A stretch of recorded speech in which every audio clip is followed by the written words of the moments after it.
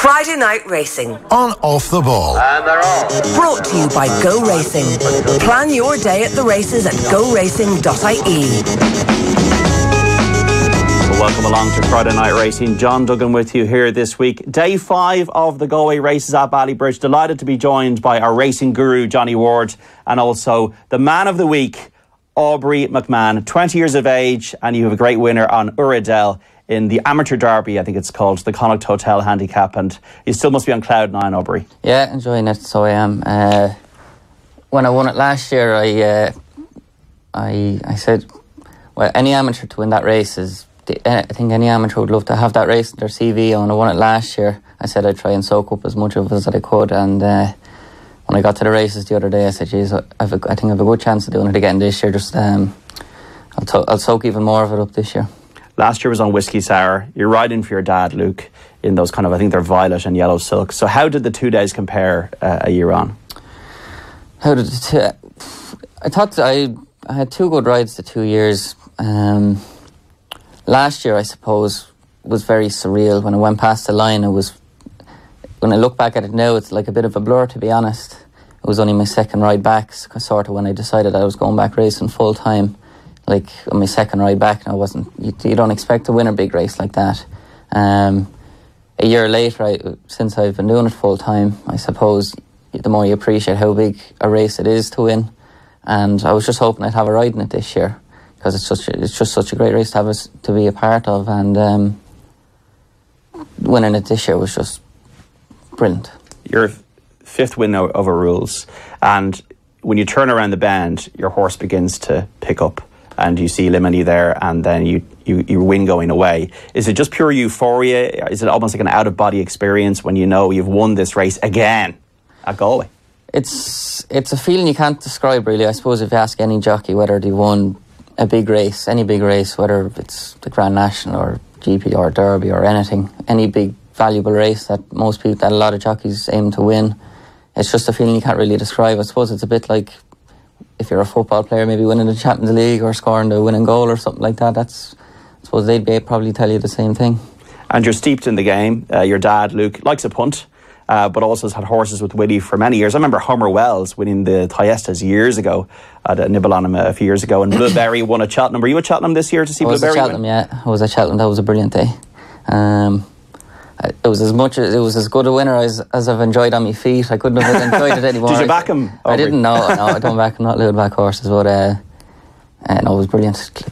We've had a great year now. Since, it's been a brilliant year. Since Whiskey Sour winning last year, the GPT, Celius Emery won the Grade 1 Cheltenham again, Uradell this year. So we've had a brilliant year now. I can't say, you know what I mean. And day to day, you're riding out for Willie, for Gordon Elliott as well, and you're enjoying that, getting up early in the morning and working the horses? Yeah, sure, listen, it's a lifestyle. I don't think of it as a job. It's a vocation. Yeah, I'm up every morning at 6 o'clock. I go down. I've been sort of in Willie Mullins just the last kind of 4 or 5 weeks, because I knew I had Uradell there to ride, and I wanted to be riding him out every morning. And Gordon Elliott's only 20 minutes up the road, and I get on very well with Gordon, so I go up to Gordon kind of when I can, Johnny, we're talking about out-of-body experiences. Have you had any this week in the betting ring? No, definitely not. It was a bloodbath, to be honest. Was it? The week. Oh, yeah. Monday seems a long time ago, and Limini being beaten was kind of a sore point for a lot of people, thanks to this lad, because Limini was well back, but there were 33-1 crackers for the bookmakers on the Wednesday, 2 33-1 shots. Mark Enright rode both. Great story as well for him. Absolutely, and I think always more about that. Like Colin Kidd has 4 horses. He says 3 of them are probably not really much good, and one of them is Rashan, and then he wins in Galway. He said without him I'd be nuts. And then you've Mark Enright, who admitted that he was on his knees, and this is notwithstanding his battles with mental health that he's gone through, but on his knees professionally this year, in the sense that just couldn't really get rides. And he Aubrey spoke about Gordon there. Gordon has been an unbelievable backer of so many people in racing, staff and jockeys, and he's given jockeys a second chance. He didn't need to give Mark Enright a second chance, he just needed to give him a chance because they wouldn't have much of a relationship.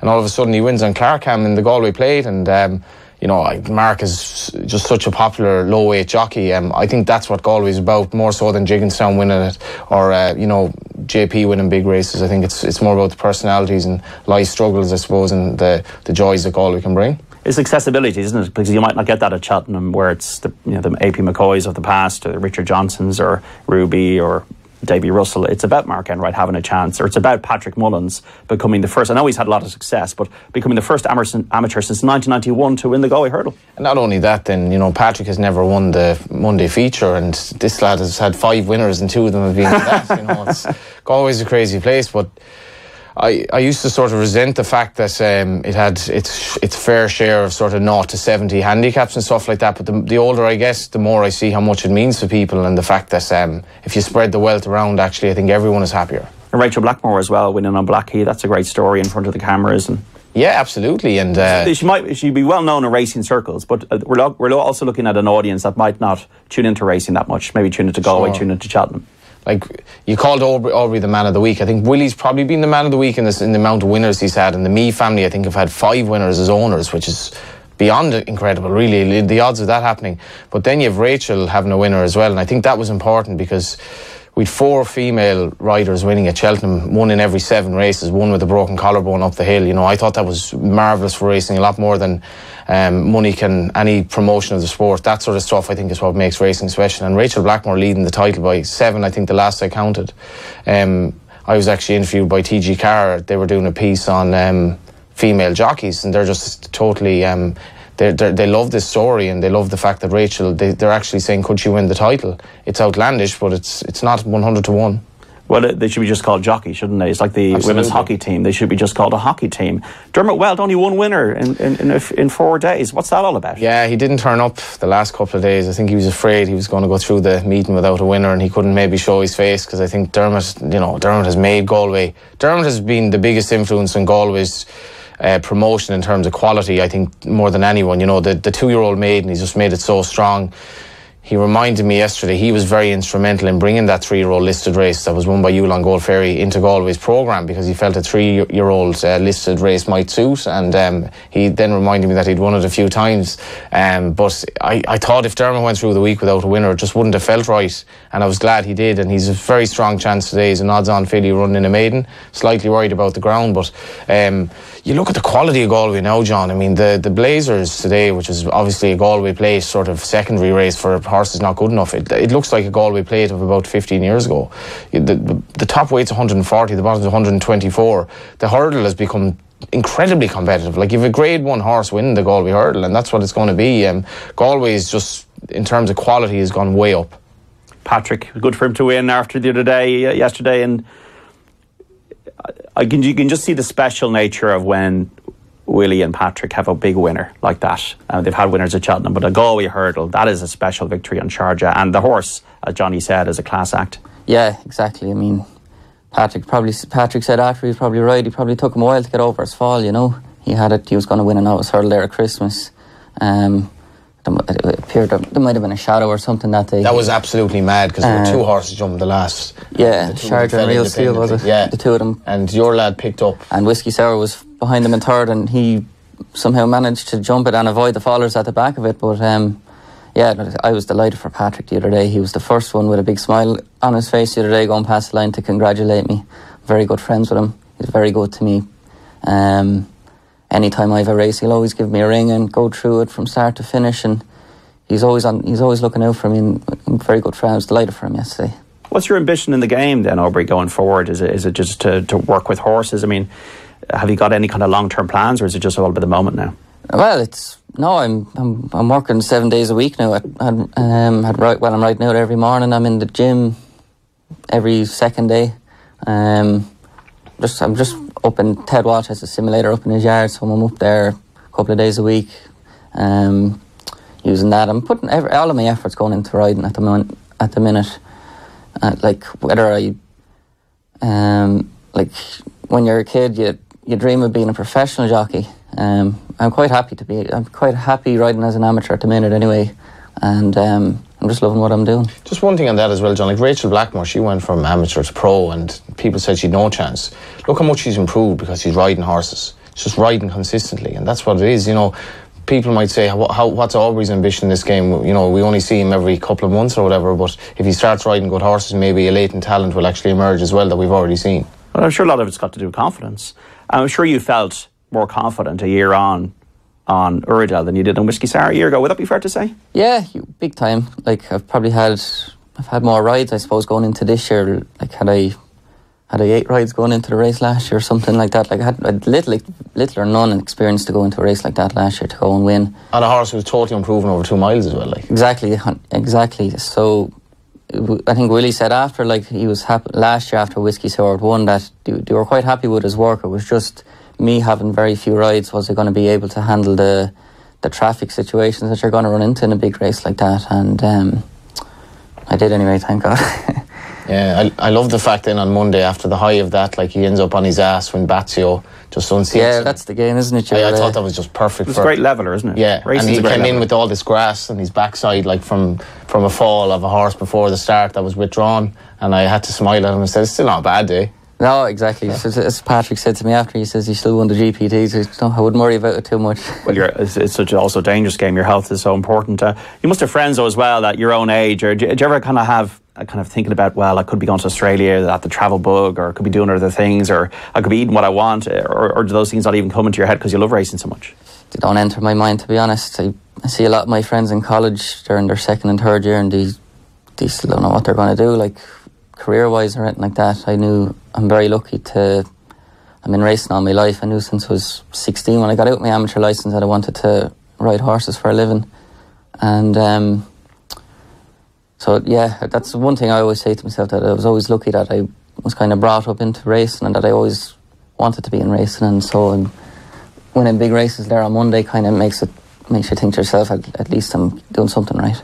You were 16 when you rode your first winner. What have you learned about horses in the intervening years? Still learning. You learn. Yeah, you're always learning in this game. What's their personality? I mean, you know, horses are very much like humans. They all have their own personalities. You get to know them as you get to know them as you go along. Some horses are lazy. Some of them are keen. Some of them just have a little streak in them that they could drop you in a second out of nowhere, and some of them are just real hardy, and some of them are soft, and that's just the way they are, you know. Where does Uredale fall into that? Uredale's a good character now, I must say. He's grand now, but when Uredale comes in now, when he came in there after his last injury, when he's fresh now, he just completely undertakes to make out of you.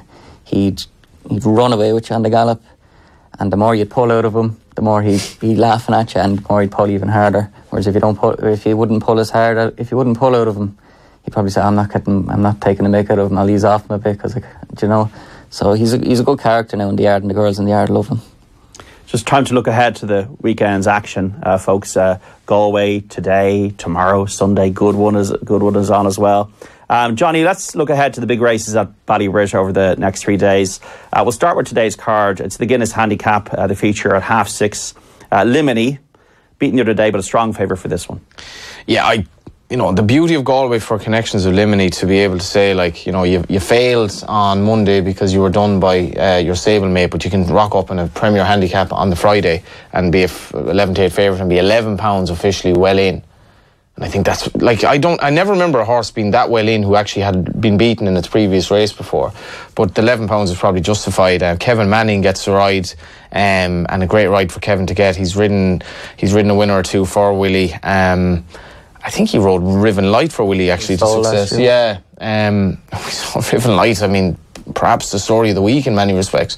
But Limini to me looks a good thing. As long as she turns up, you know. But Willie wouldn't be chancing her. I think he'd be fairly confident that she'll show her form. Gustavus Vasa in the race as well. Like, he's looked very well handicapped, but I think she'll outstay him. I wouldn't put anyone off having their biggest bet of the week on her if you have any money left. Aubrey, I'm sure you've got plenty of, because you don't gamble, money left. Anything that you liked on tonight's card? Johnny's probably right. Limini's, like, as he says, £11 well in. But listen, you don't know until you listen. I saw Uredale is running tomorrow, and he looks in good shape since his run. Limini did too. But, you know, you don't know until you run. If it's like, you don't know until you run again if the race took its toll or not. She's, what is she, 5-4? Like, that's the only question really, is her well-being, not the opposition. It's a good race now, having said this, you know. It's a very competitive handicap. If you were giving me a £5 each way free betting it, there's a horse down the bottom, Curly Bill. He won the race 5 years ago. Remember a while, yeah. now he has very little mileage on the clock since he's 10 years of age now. He's had plenty of injuries since it, but I think he's running off 6 pounds lower than he did 5 years ago when he won it. He's 12-1 and the favourites 11-8. If it was having invested in a tenner, I'd have the 5 each way. If you saw the way she travelled though on Monday, it was just like the whole way, and then everyone watching in the press room was like, look at Lemony, and then just somebody in the background said, she has to look behind her, look at Uredale, but she pulled miles clear of third. Yeah. They were a long way clear of third, yeah. Now, you're riding over jumps tomorrow for the first ever time in a race course, is that correct? That's right.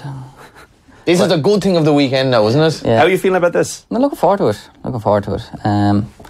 I've ridden in plenty of school and hurler and Thurles, Punchestown, and plenty of schooling at home over fences and Is it more enjoyable than a flat race? Yeah, you get a bit of kick. Well, listen, I've never ridden in... Well, I've ridden in school and hurls. I've never ridden in a race on TV over hurls, so I'm looking forward to it. Yeah, listen, you get that extra kick out of it, don't you, when you're galloping down to a hurdle and or 7 or 8 hurdles, don't you? And you have to judge the pace of the race more, do you think? Well, it depends if you're you have to judge the pace of any race you're riding in, don't you? Yeah.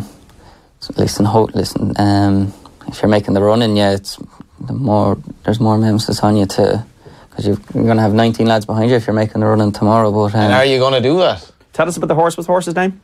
Suinda. I think it's in the 520, folks. The 520 Suinda tomorrow in Galway. Each way chance. So we'll jump around and see who we get on. Come on, Aubrey. Come on, don't be. You're like your father now. You're being very coy. So you're the one that's all the form, don't you? I know, but you're the one that's actually riding the horse at home. Yeah, sure. Tactics made the running in Clonmel. Mare that stays very well, full of confidence after Monday. Yeah. Although, did the bumper, being thrown on your ass affect your confidence? No, we'll be fine. He's only having the crack. Is there anything else in the card tonight, Johnny, that you like?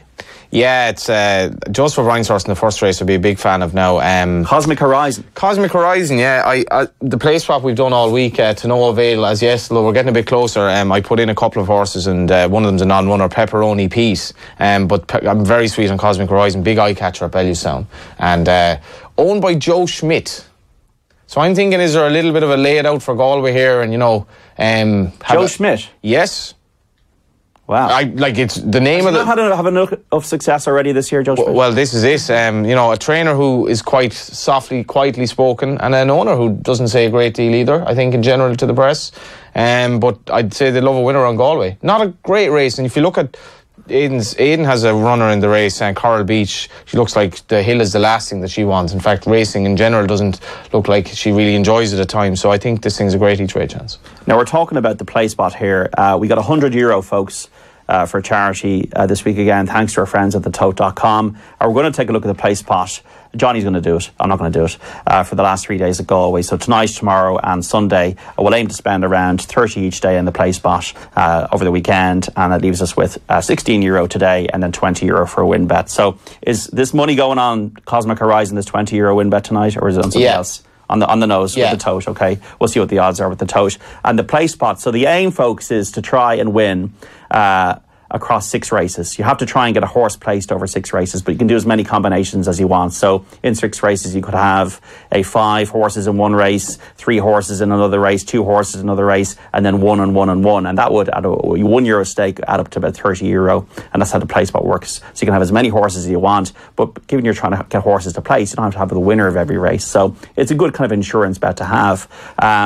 And you've gone for, Johnny, Cosmic Horizon in the first. In race 2, it's the first 6 races, not all of the races. Lady Godiva and Gizzy Gazelle. In race 3, Lure of the Sea and She's Gold. In race 4, Limini is the banker. In race 5, Wicklow Brave is the banker. And then a lot of horses in this last race, the 6th race. Viewmore Van, Snugsborough Benny, Mine Now and Mighty Stowaway. Is that because it's a really trappy race? That's by far the hardest race, at least on paper. Handicap chase with...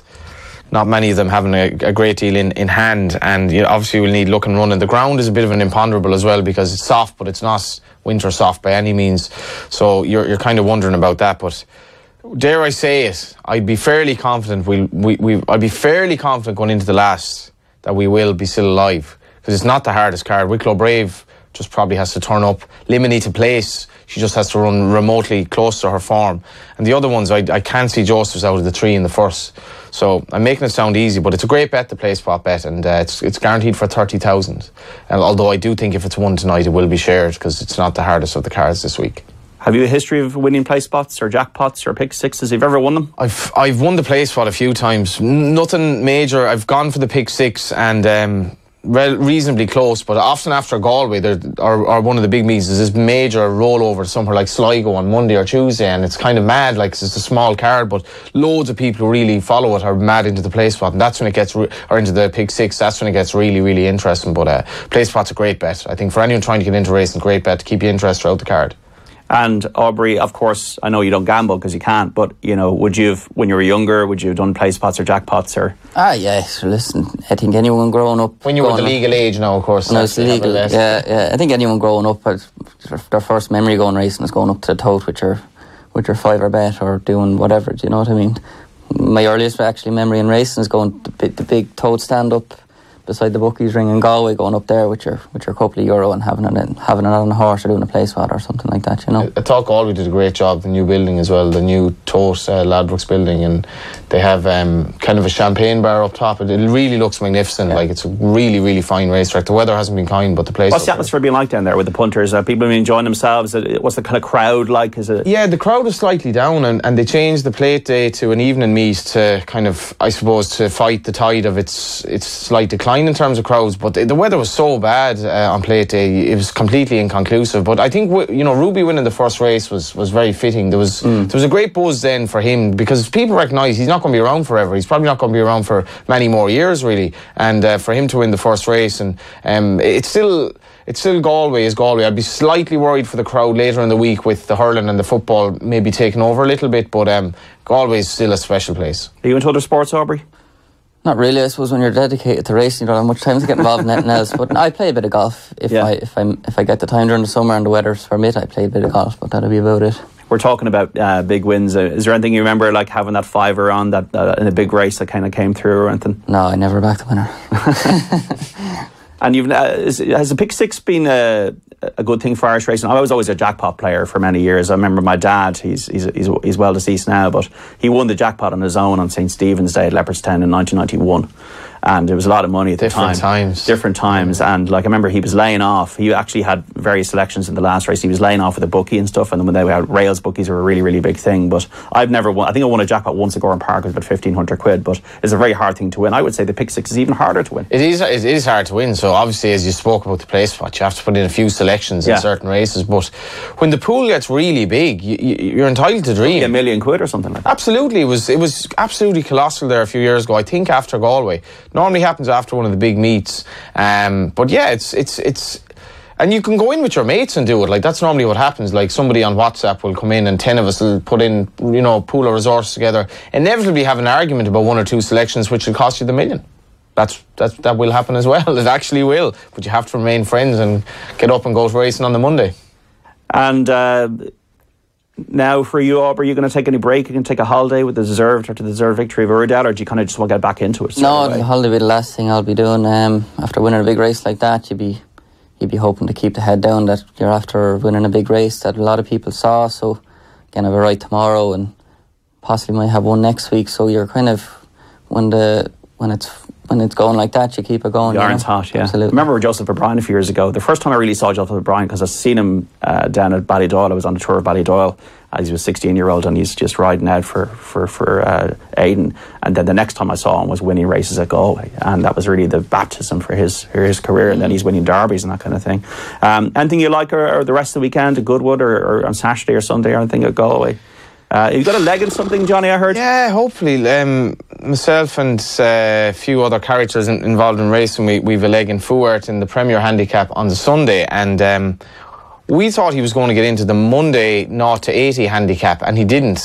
So we were gutted because we didn't think he'd a hope of getting in on Sunday.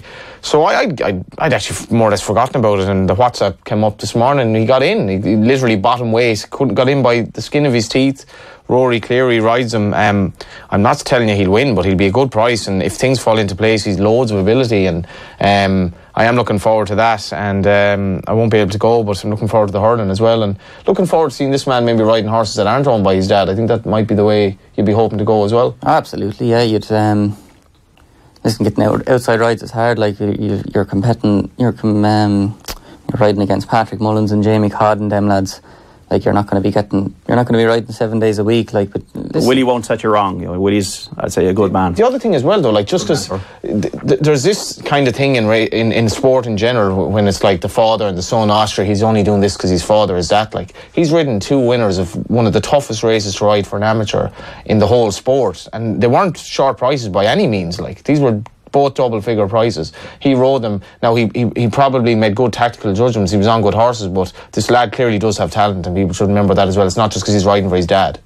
Aubrey, I want to savour the victory. I'm sure you will. You give us the sense that you really enjoyed Uradell the other day, and wish you every success in the future. And thanks so much for coming into the studios very much. Thank you. Of Off the Ball for Friday Night Racing. And Johnny, the best luck of the weekend. I'm not going to wish you luck for Clare and Galway, because Clare's my team.